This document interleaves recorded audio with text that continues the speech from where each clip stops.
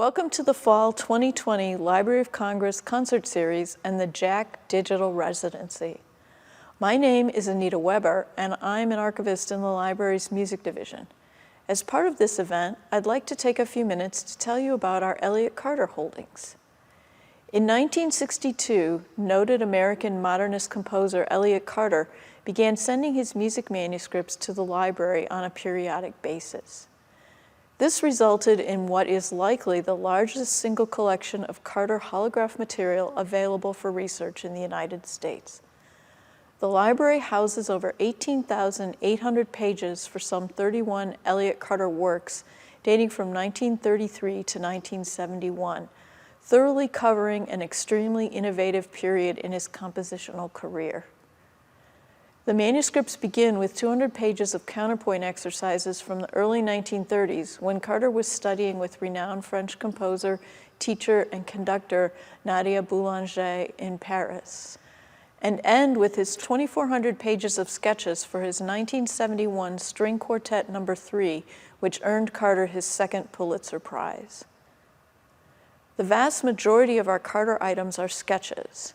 In a 1979 interview with Fugue magazine, Carter noted the importance of sketches to his composing.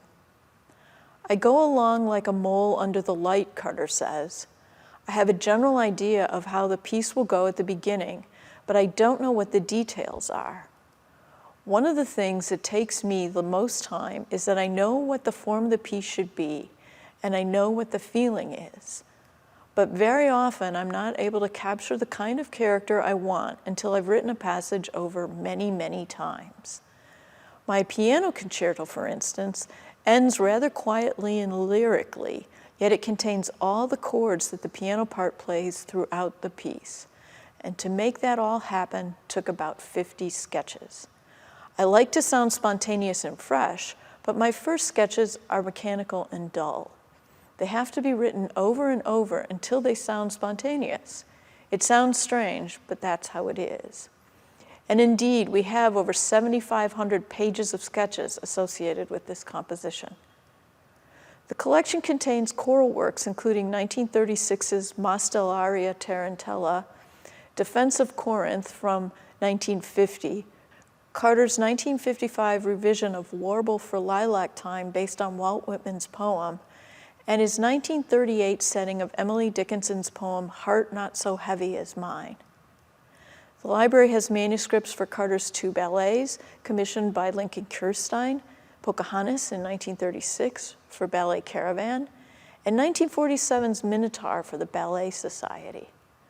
There are also holograph scores and/or extensive sketches for Carter's Canonic Suite, his sonata for flute, oboe, cello, and harpsichord, the piano sonata, the cello sonata, the woodwind quintet, 8 etudes and a fantasy, 6 pieces for kettle drums, 1,500 pages of sketches for variations for orchestra, 4,000 pages of sketches for the double concerto for piano, harpsichord, and 2 chamber orchestras, and the full score for Carter's String Quartet No. 2.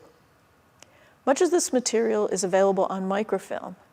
But in 2011, the library made digital surrogates of 23 of these works, including Carter's exercises for Boulanger, the String Quartet No. 3, the Double Concerto, and the Piano Sonata, which are now available in the library's digital collections.